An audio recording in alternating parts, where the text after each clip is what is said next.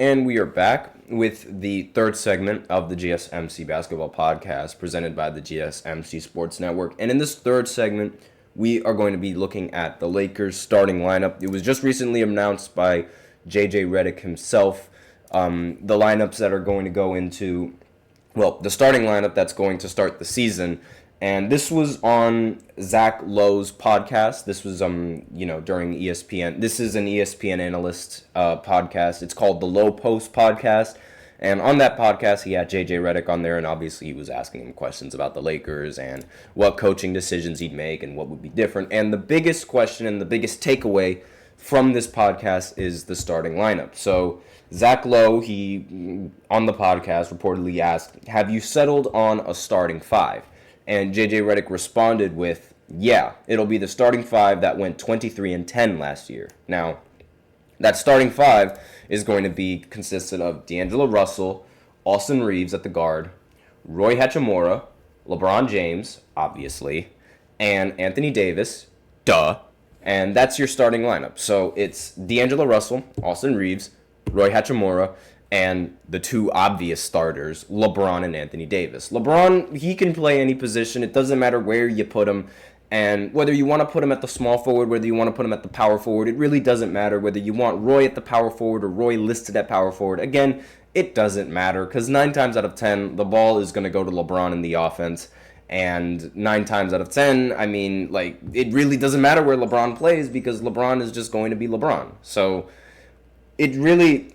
this lineup is all down to, a lot of people are going to complain about this lineup, especially with Anthony Davis not playing the 4. I saw a lot of Laker fans that were like, why don't you just let Anthony Davis play the 4? And I'm here to say, Anthony Davis is a big boy. He can play the 5, no problem. And given the offensive scheme that JJ Redick wants to run, he wants to run a new lineup that encourages spacing. Not entirely a 5-out, because a lot of people, they like to scrutinize the 5-out for just being looking for three-pointers, when that's not how the 5-out offense works out.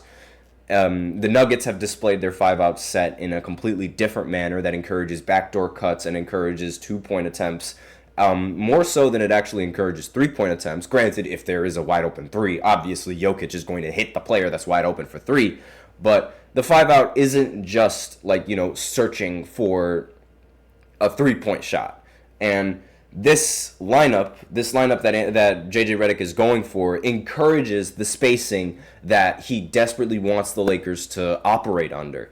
And I guess you could argue that it's a new change of pace for how the Lakers are playing, but in my opinion, this is how the Lakers should have been playing and how they should have been using Anthony Davis. I understand Anthony Davis likes to complain about not playing the power forward. Big deal. I'm sorry to say it, but big deal. Play the 5. You are tall enough, you are strong enough, you are a great defender, a good enough defender to play the 5. Go play the 5. And it irks me, it infuriates me that Anthony Davis is picky about his positions in an era where there is positionless basketball. Play the 5. But aside from that, he should, hypothetically and theoretically, he should be playing the 5, because not only can he legitimately provide the spacing that the Lakers want, but in the pick and roll, not just in the pick and roll, but also on defense, he's supposed to be one of the league's best shot blockers and one of the best paint defenders in the league. That's what he should be. But unfortunately, he's somewhat regressed from his Pelicans days, which is rather sad to see. But really, he should be in a top 3 conversation for top big men of all time. He should be in that conversation. And this could be the season where he does that, given this offense, if the offense can work and operate as well as it should. Granted, you do have to hit the three-pointers, because I'm sure they're going to be looking for a lot of three-pointers, especially with the shooters that they have, Dalton Knecht and all of that stuff. But yeah, this lineup, I have no problems in this lineup. Let me know in the comments what you think of the starting lineup with D'Lo, Austin Reeves, Roy, LeBron, and AD. I think that's a pretty solid starting lineup. Again, D'Lo is going to have to pick up his game, especially with all the, postseason stuff and all of that things, with all the drama going on in the postseason. He definitely needs to pick up his game in the postseason, but if they can have a very good regular season start, then I think that this could mean some good things for the Lakers. Now, this might be, a little bit of bias because I am a LeBron fan, and I do think that you put LeBron on any team and he can make them a finals appearance team without a doubt. And there is somebody in the chat that I would like to acknowledge, that I would like to acknowledge, Pau Gasol. Pau Gasol? Hello, Pau Gasol. He says, salute to you, sir. He subscribed. Thank you so much for subscribing. And again, you guys, if you really want your comment or questions to get noticed, then go ahead and use Super Chat or the link displayed below the ticker on every single show segment, GSMCpodcast.net, and you can send in your comments and or donations that way. It really helps the show. It makes it much more interactive between myself and you guys. But back onto the starting lineup and back into what this article is saying. The Lakers lineup for the upcoming season includes the players that I just mentioned and as they make a serious run for the NBA title. Now, JJ Redick and his offensive vision for the Lakers in this season, as he's made headlines this season, NBA draft by selecting Connect and Bronny James, but they have since made no major offseason additions, which is a problem for the Lakers. Now, with much of the roster remaining from last season, JJ Redick is ready to lead the team into an upcoming season, and during his interview with ESPN, he shared his vision for the Lakers' offense and the coach's new focus of the article just refreshed. Okay, that's always amazing, and now I just lost my place in the article. Thank you so much, Google.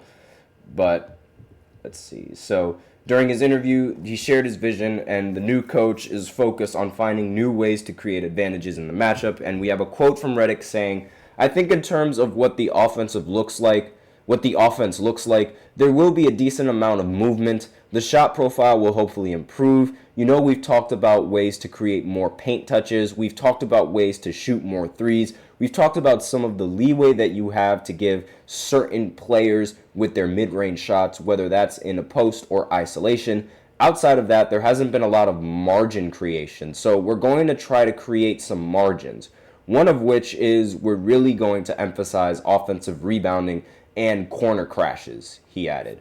And looking at the chat real quick, Joe Powell continues saying, "Lakers fans since '97, support all Lakers podcasters / live streamers. Appreciate it, Gasol. Fantastic. I should have known that you were a Lakers fan just based off of, the fact that there's Gasol. I don't know if that's your real name or anything, but, Pau Gasol for the Lakers, 2 championships, obviously going to get his jersey retired as well.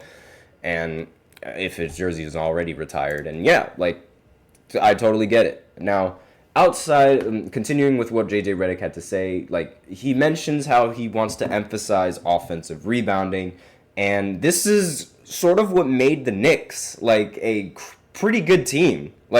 If you think about it, Josh Hart and his offensive rebounding, and Isaiah Hartenstein along with his offensive rebounding, gave the Knicks several offensive chances to actually score the basketball.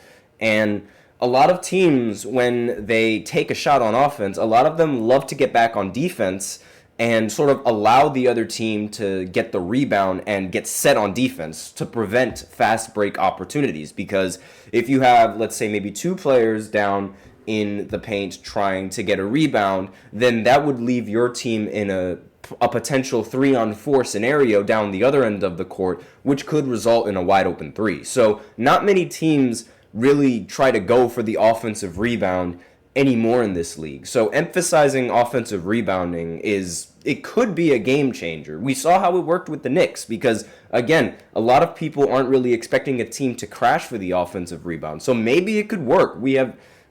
It could work. We saw it with the Knicks. Maybe teams are now actually going to legitimately adjust to it after the Knicks did it, so it might be a little bit too late to implement that. But we'll see going ahead into the season, which is going to start rather soon. So, with a strategic approach in mind, Redick is determined to fine-tune the Lakers' gameplay.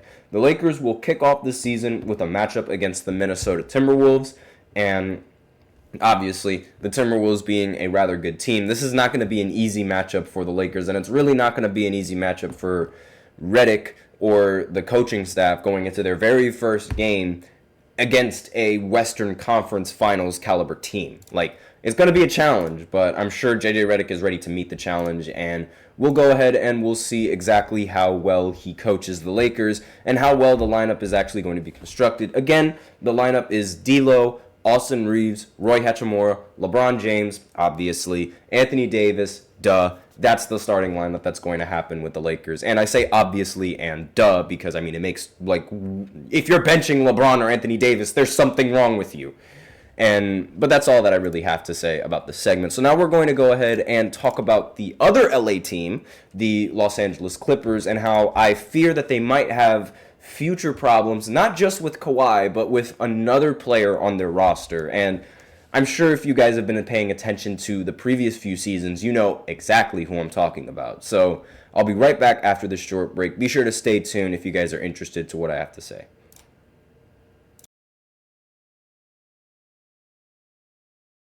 For the best and latest podcasts available anywhere, go to the podcast app on your cell phone and type in GSMC to access free content-rich podcasts on health and wellness, book reviews, sports, entertainment, relationships, social media, movies, technology, finance, and even weird news. Subscribe and download the GSMC Podcast Network's family of shows, available everywhere podcasts are found.